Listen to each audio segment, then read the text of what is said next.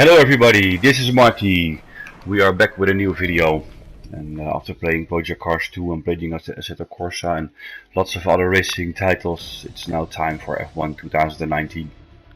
I've played the last couple of games, not that much to be honest, because I feel a bit skeptic about the handling of the game.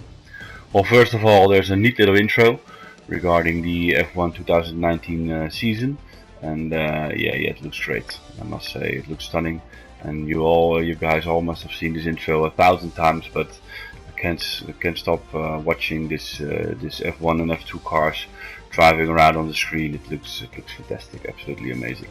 Well, like I've been saying, the previous titles I was a bit skeptic about, but yeah, I'm a huge F1 fan. I've been a fan for like 20 years, so I needed to get this game anyway and give it another try. And well, yeah, I want to show you guys my first impression regarding this game and how I felt like the handling is and felt like the F1 cars drive, and yeah, if it's something for me with my GT3 experience. So I started up the game and got this neat little intro, and next up is choosing an avatar. So I need to pick up a person, and I'm just gonna choose a person rather quick and choose the country obviously, and mine will be Dutch of course, racing number, and so on and so on and so on. So that's the basic steps regarding this game, and after that I'm gonna do a quick time trial at Silverstone of course. Just to give the McLaren a little shot on the track and see how my lap times are, and see how I like the handling and how I like the game. So like I mentioned, I've only Trustmaster steering wheel before, and now I'm using the Fanatec, as you guys know.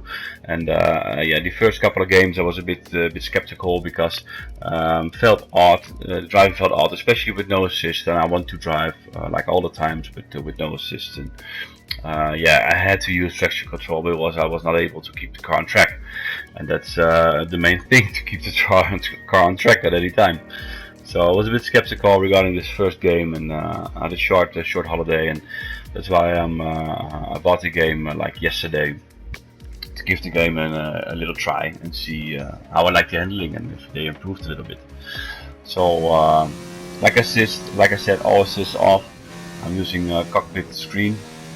Like all the time, I prefer to drive this way, and I don't have an opinion regarding other views. Everybody gotta do what they gotta do, but I like to drive this way with most of the games, and yeah, I'm eager to drive F1 2019 this way as well.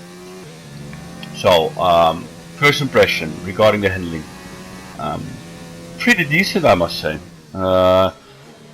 Not that much of oversteer, nothing I couldn't handle, I must say. Obviously spun a couple of times and hit some wall and was really slow in the beginning, but I was able to keep the car on track.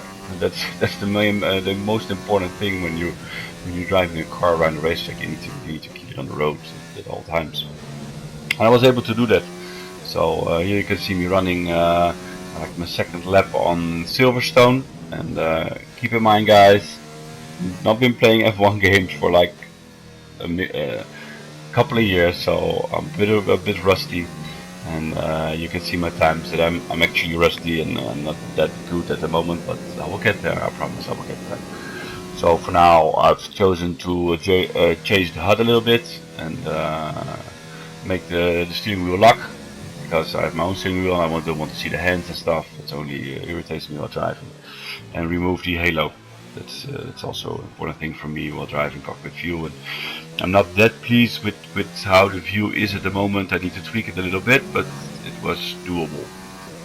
So, and the one thing I do like about this game, I've only done time trial, and I've enjoyed it. I've enjoyed running time trial and like beating opponents, friends of mine, of my PSN list, or just regular persons. I just love the competition, and that felt good and like, yeah, a proper quality game while driving a time trial with the ghosts and the leaderboards and stuff like that. I do really like that.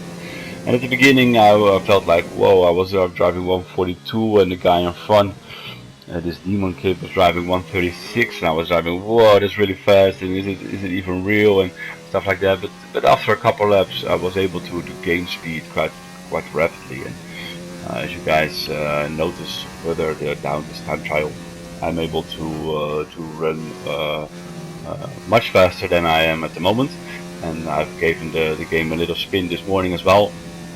And best times at the moment are in 28s. So that's not really fast, but that's not really slow either.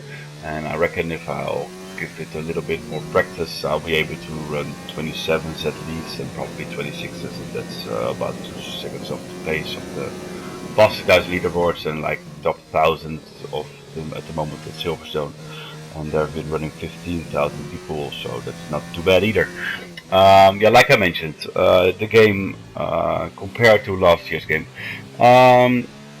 doesn't look that different, to be honest. Was a bit skeptical because I didn't think they made enough changes. Of course, they added the F2 cars, but not that much changes. But the handling pretty much feels different. I don't know either if it's the Fanatic wheel or the handling of this game. But it felt more confident. It felt more at home. I felt more like I've been driving this game for years, and that's what I search in a racing game. I want to feel confident. I want to have faith in the car, and I pretty much felt at home from the start. And I didn't need to put on assists or change stuff like my throttle or my brakes. Obviously, I changed a little bit, but didn't need to change a lot to get a feel for the car. And that's what really excited me a lot, because yeah, I was struggling with last year's game with assists and stuff, and now I was able to run elite non-assists straight out of the box, and then that's what I searched in the game. So obviously this time trial, I'm only using red tires. I'm using optimal track temperature, optimal tires, optimal fuel, blah blah blah blah. So. Yeah, I've been curious to find out how the driving will be on worn tires or on hard tires, which definitely will be different. But for now, it gave me a good impression about this game, and I must say I'm impressed. I've had fun. I've been practicing for like a short hour yesterday, and this morning I had another run of half an hour, and I can see myself coming back to this game. That's what I'm searching for in a racing game. I want to come back. I want to feel confident, I want to have fun, and I want to have faith in the car. That's the most important things when I'm driving. And yeah, it felt at home, and that's really important. Graphics, not that much changed regarding last year. They're saying all the stuff about different tires and stuff. Yeah, obviously the tires looks a bit different and maybe a bit more pretty, but to be honest, the tracks doesn't seem that pretty. They look good, but doesn't seem that pretty, at least not at Silverstone. I've adjusted the layout of my wheel a bit, find shortcuts for the ERS and for the fuel. I think that's important because those are two features you need to use a lot while racing. So that's the thing I changed. And actually, yeah, the Fanatic felt pretty good. Voice feedback felt good. I changed a couple of things, but nothing major. It felt really good straight out of the box. And yeah, I must say I like this racing game. I'm eager to try out the classic cars. Those are like very much in last year's edition the classic cars, so we'll give them a spin as well. And I'm also yeah, curious about the F2 cars. But like I mentioned on my Twitter feed, and like I mentioned on my YouTube, I'm eager to return to league racing again. And I consider using F1 cars for league racing. So yeah, this might be a decent shot with this game. So guys, I hope you enjoyed my video, and yeah, I'll catch you up next time. Thank you, guys. Bye.